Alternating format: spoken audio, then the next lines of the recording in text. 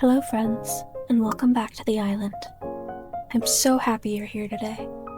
If you love soft lighting, tiny details, and comfy design spaces in Animal Crossing New Horizons, you're in the right spot. Whether you're here for design inspo or just a relaxing escape, I hope this video feels like a gentle walk with a friend. Go ahead and get comfy. Settle in. Now let's sip something warm, breathe a little slower, and begin to wander around this little isle we call Plum. Here we find ourselves in front of the ski lodge that I have just built and am currently in the process of finalizing.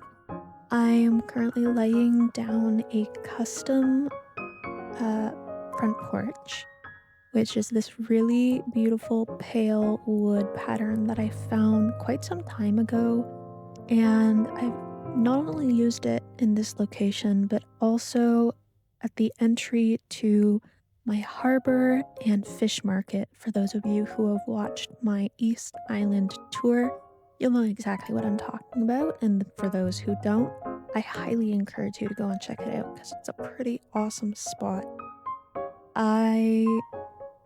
I'm really excited about this build, not only because I am a huge lover of the holiday season, which is the inspiration behind this entire remodel, but because I've never built a 2-story building like this in Animal Crossing before.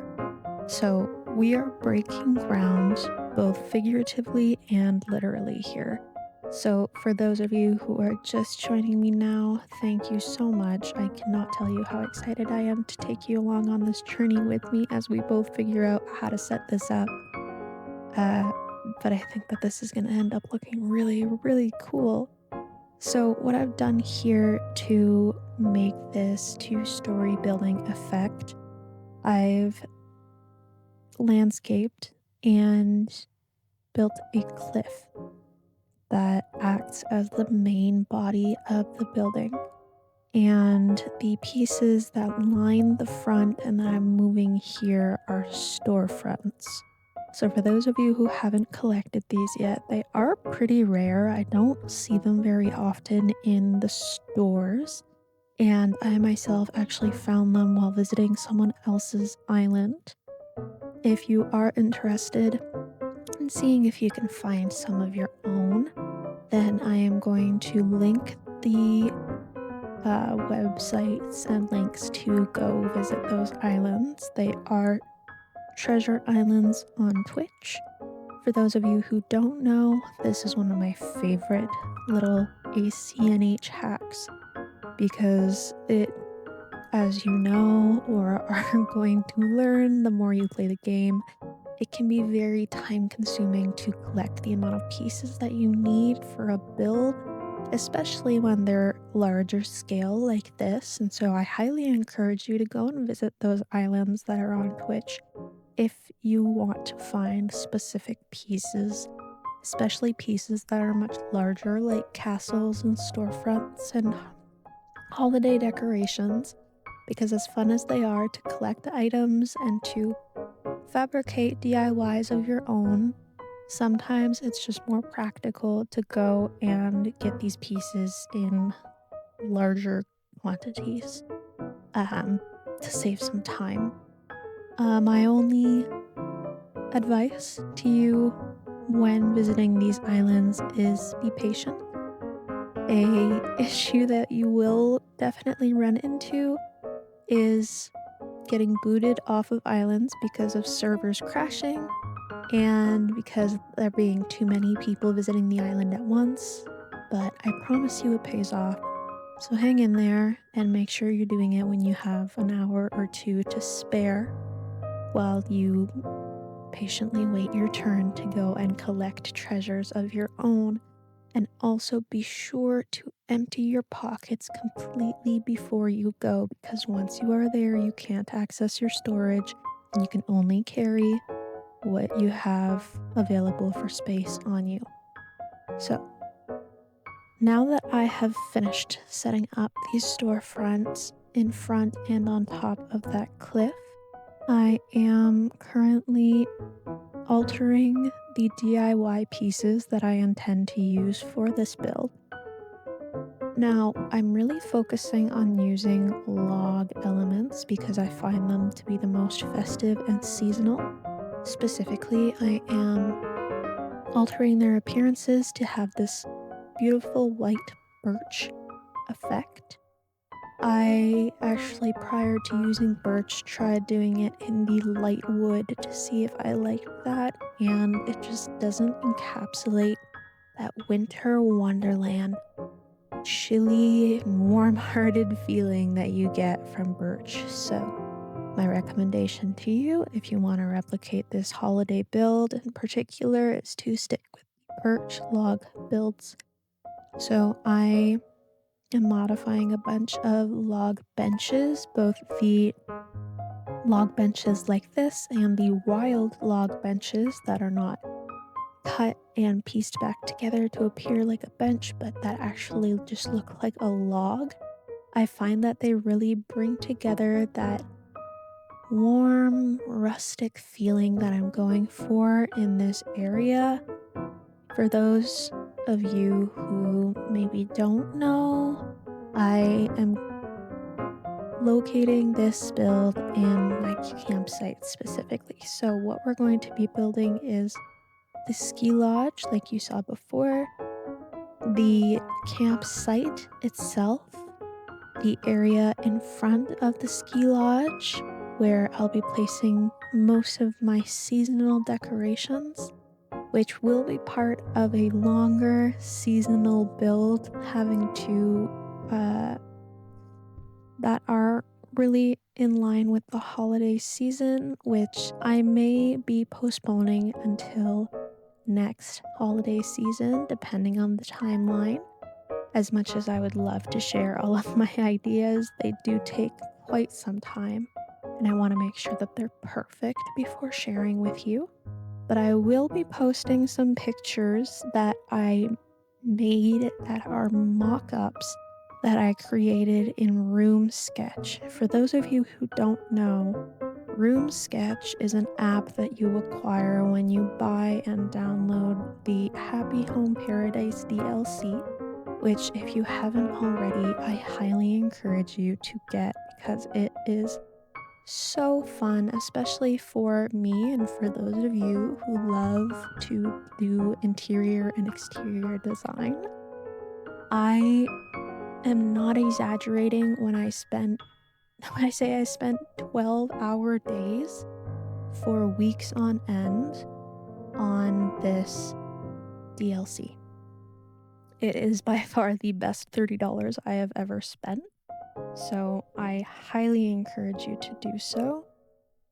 For those who maybe want to dip their toe in the water before buying the DLC, from what I understand, with the update coming January 15th of 2026, the hotel expansion is going to feature a room design aspect that looks a lot like the Happy Home DLC, just on a smaller scale. So instead of decorating outside and the home inside, which can be expanded up to 2 levels in a 10 by 10 square area, it is going to be limited to a single hotel room.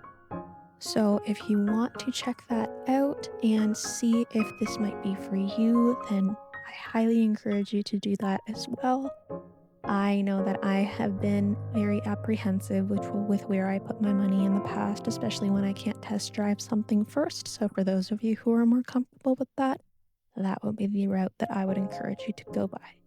So now that we've come back to the ski lodge here, I'm placing 2 large panels.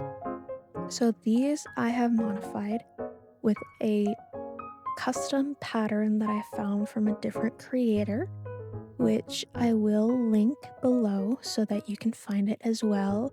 I love this dark wood pattern with the glass doors. I think it looks beautiful and it can be used frequently, not only for doors, but also if you want to use them as custom windows inside of your home by using the glow-in-the-dark stickers. For those of you who don't know, this was an awesome hack that I figured out by reading some forums online. You can modify glow-in-the-dark stickers and use them on your walls to make custom art and designs on your walls, which is a game-changing feature that is not advertised. So, super secret, sneaky hack. If you want to do that, I highly encourage it because it's a pretty awesome feature and it just expands the already endless possibilities that come with the design features of this game.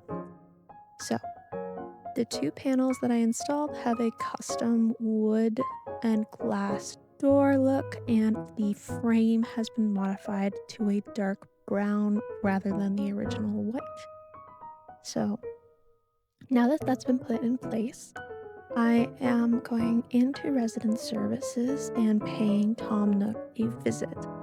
This is because I have several modifications that I want to make with regards to the way that the river flows and the way that the footpaths in the campsite will be designed.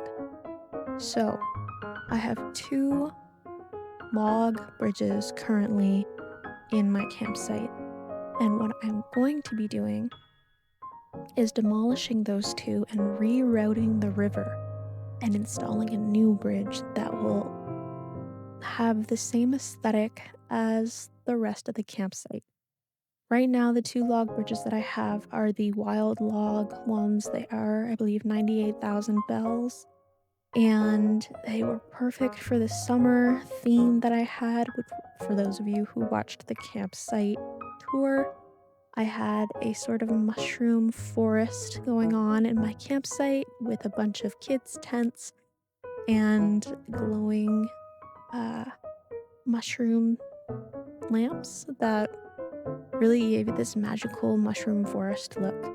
And those bridges were perfect for that aesthetic, but now that we are going into cooler months, I want to make sure that the wood matches that same feel, because wood obviously changes color when it's cold and dehydrated in the winter. And I feel like these log bridges that I have currently installed are not really gonna fit that look. So right now I am trying to place the campsite. So I've gotten a campsite build from Tom Nook, and I know exactly where I'm going to place it, but I have a tree that is just slightly too far to the right that I'm going to be moving. So after I finish moving these log benches off to the side, the wild logs there that I've placed in front of the ski lodge on the bottom, and I push this back here. This arch it's a plain party lights arch, I believe, and it kind of just warms that entrance up as much as it is already lit up by the storefront windows. I thought that that might give it a little bit more of a welcoming feel. And so now I am shaking a tree and gathering some pears so that I can eat those and move that tree that we talked about for the campsite placement. Which will also give me a good idea of how I'm going to have that the river rerouted. The river rerouted. Try saying that 3 times fast. I've given myself a tongue twister. That's kind of funny. So we're gonna go move that tree right here. And I kid you not, I'm literally moving it like 1 foot to the left because I really like the placement. It's just I need to be able to put the campsite here as well. So I'm eating my pear and I'm digging my hole for my tree. One thing that you'll notice about the island is I love to have that natural aspect. And I like to include as many trees and as many flowers and bushes as I can. And I really, really enjoy that natural element, not only in the game, but in real life as well. I feel most myself and most connected when I'm outside and I'm surrounded by flowers and trees and such. And I'm actually just realizing I accidentally demolished the tree that was in the back there. But that's okay. So I've put that tree back. It's okay that that tree in the back got demolished. And, because I'm actually going to be planting holly bushes back there. So it freed up that space for me anyways, which is good. And I actually have some gazebos up there in my storage that I need to put away. I thought I was going to use them up on top of the ski lodge like you saw at the beginning of the video, but I changed my mind halfway through while I was in the midst of designing because I found that they just made it a little bit too shabby looking for my liking. But if that is your aesthetic, then I highly recommend going that route. And you could also use a panel to cover up that center area between the two storefronts if you do decide to go that route, so that it doesn't look like there's like an empty space between them. It'll kind of unify that look. And now I am placing these log stakes, which I never thought I would use. I have had the recipe for these for so long now, and it wasn't until I was designing this here in this moment that I realized that I actually had a use for them, because I want this campsite to feel like it's kind of a standalone area as much as it's part of the campsite as a whole and the campgrounds and part of the ski lodge. We wanted to have that little bit of a nice, warm, private feeling. And so I am staking it off literally with these log stakes, which I'm so happy that I found a use for. So here I'm admiring the ski lodge and figuring out what it is that I want to do next to make it feel more unified and put together. But I need to finish off getting these remaining mushrooms and decorations out of here so that I can clear out this front area and refresh it and put in the decorations that I want to use for the holiday season, which I just missed while I was cleaning this out. If you haven't gone and watched the campsite tour already, I highly recommend it, because the way that this looked before was so cool. I was very, very proud. And if you like to have kind of a mystical, magical forest feel to your own island, then it is perfect for getting inspiration for that warm and cozy feeling. And the one thing that I think I would add, especially in the warmer months, is glowing moss, because I feel like those would really, really complement the mushroom decorations.